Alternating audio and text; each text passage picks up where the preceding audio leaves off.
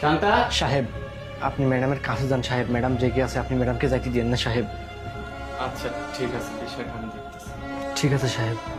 শান্তা, তুমি কোথাও যাবে না। আসলে আমার ভুল হয়ে গেছে, বুঝতে পারছো? আমি বিষয়টা বুঝতে পারি না যে আমাদের বাড়ির কাজের লোক আছে না, ও আমাকে সব কিছু দেখিয়েছে।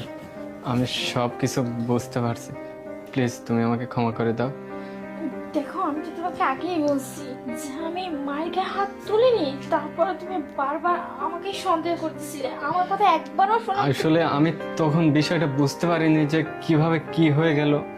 প্লিজ তুমি আমাকে ক্ষমা করে দাও।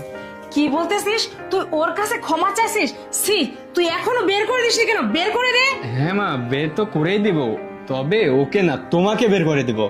কি কি তোমার বলতেছিস? মা- তুই আমাকে বের করে দিবি? হ্যাঁ, তোমাকে বের করে দিব।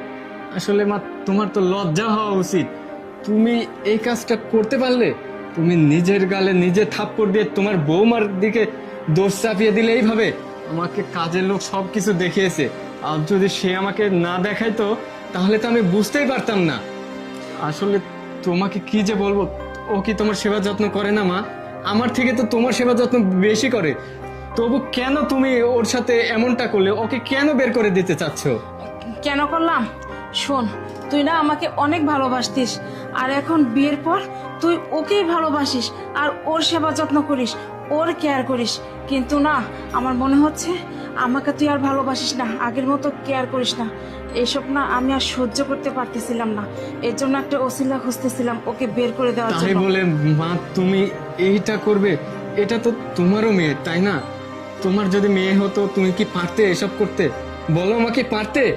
আর আমি ভালোবাসি না মানে তোমাকেও ভালোবাসি, আমার বউকেও ভালোবাসি। আসলে আমি চাকরিতে ব্যস্ত থাকি, এখানে যাই ওখানে যাই, আমার সব দিকটাই দেখতে হয়। আর বাসায় থেকে তোমরা যে এসব করবে আসলে আমি জানতাম না, বুঝতে পারছো? যাই হোক মা, তোমরা যে বাসা থেকে কি করো তোমাদের কাউকে যেতে হবে না, আমি বাসা থেকে চলে যাই। না না বাবা, তুই এটা কি বলতেছিস? তুই যাবি মানে? আচ্ছা বাবা, আমাকে না এবারের মতো মাফ করে দে। আমি বৌমার সাথে আর এরকম করব না। আজকের পর থেকে ওকে আমি বৌমা না, ওকে আমি মেয়ের মতো দেখবো। তারপর তুই যাস না আমাদের ছেড়ে বাবা। আসলে মা, আমি তো যেতেই চাই না। আমি চাই যে আমরা তিনজন আছি ফ্যামিলিতে, আমরা তিনজন সবাই একসাথে থাকি, খুশি থাকি। আর তোমরা এসব করো। দেখো, আমি যাওয়ার হয়ে গেছে। মা যেহেতু বড় হয়ে ক্ষমা চাচ্ছে, তাহলে আমাদের উচিত মাকে ক্ষমা করে দেওয়া, তাই না? আর তুমি রাগারাগি করো না তো, যাও।